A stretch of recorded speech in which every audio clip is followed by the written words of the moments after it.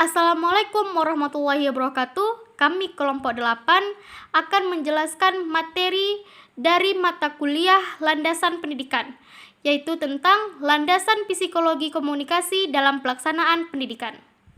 Baiklah, sebelum kami melanjutkan materi, kami akan memperkenalkan diri terlebih dahulu. Di sini ada Ahmad Fauzan Al-Ghifari, Amiratul Fatina, Azaria Nurul Fadilah Aprilia, dan Tia Permatasari. Pengertian psikologi akan dibawakan oleh Tia Permatasari. Pengertian psikologi adalah jiwa atau perilaku. Logos adalah ilmu. Psikologi adalah ilmu yang mempelajari jiwa. Objek materialnya perilaku manusia yang sedang belajar dan yang membelajarkan.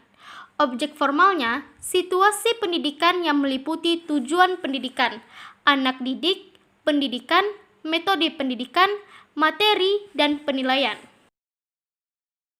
Menurut Ensiklopedia Nasional Indonesia tahun 1991, pengertian psikologi adalah ilmu yang mempelajari perilaku manusia dan binatang, baik dapat dilihat secara langsung maupun yang tidak dapat dilihat secara langsung. Sedangkan pengertian psikologi menurut ahli psikologi asal Indonesia yaitu Muhib bin Syah pada tahun 2001, psikologi adalah ilmu pengetahuan yang mempelajari tingkah laku terbuka dan tertutup pada manusia baik selaku individu maupun kelompok dalam hubungan dengan lingkungan.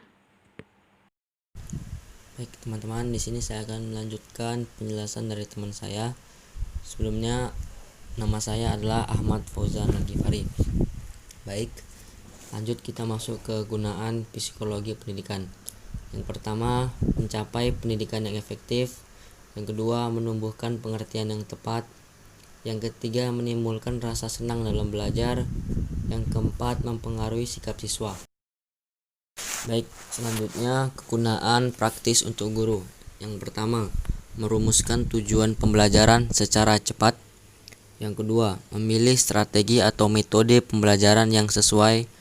Yang ketiga, memberikan bimbingan. Yang keempat, memfasilitasi dan memotivasi belajar siswa. Yang kelima, menciptakan iklim belajar yang kondusif. Yang keenam, berinteraksi dengan tepat dengan siswanya.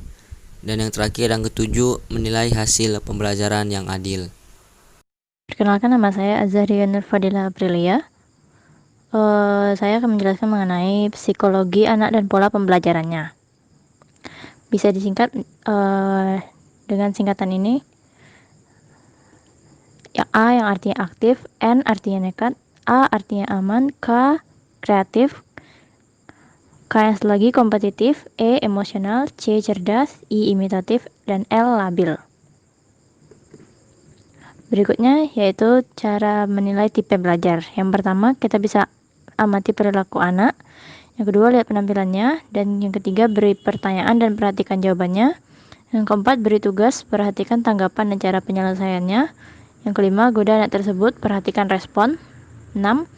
Ajab berkompetensi, amati keseriusannya. Dan yang terakhir, berikan pilihan dan amati pilihannya. Oke, masih semangat teman-teman?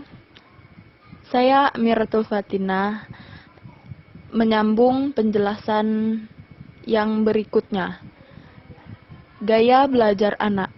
Persen serapan anak 10% dari apa yang dia dengar, 20% dari apa yang dia lihat, 50% dari apa yang dia lihat dan dia dengar, 70% dari apa yang dia katakan, dan 90% dari apa yang dia katakan dan dilakukan. Kayaknya udah mulai loyo nih teman-teman. Oke, ini yang terakhir, kesimpulan. Landasan psikologis pendidikan merupakan salah satu landasan yang penting dalam pelaksanaan pendidikan, karena keberhasilan pendidik dalam menjalankan tugasnya sangat dipengaruhi oleh pemahaman tentang peserta didik. Oleh karena itu, Pendidik harus mengetahui apa yang harus dilakukan kepada peserta didik dalam tiap tahap perkembangan yang berbeda, mulai dari bayi hingga dewasa. Psikologi pendidikan adalah cabang dari psikologi yang dalam penguraian dan penelitiannya lebih menekankan pada masalah pertumbuhan dan perkembangan anak, baik fisik maupun mental, yang sangat erat hubungannya dengan masalah pendidikan, terutama yang mempengaruhi proses dan keberhasilan belajar.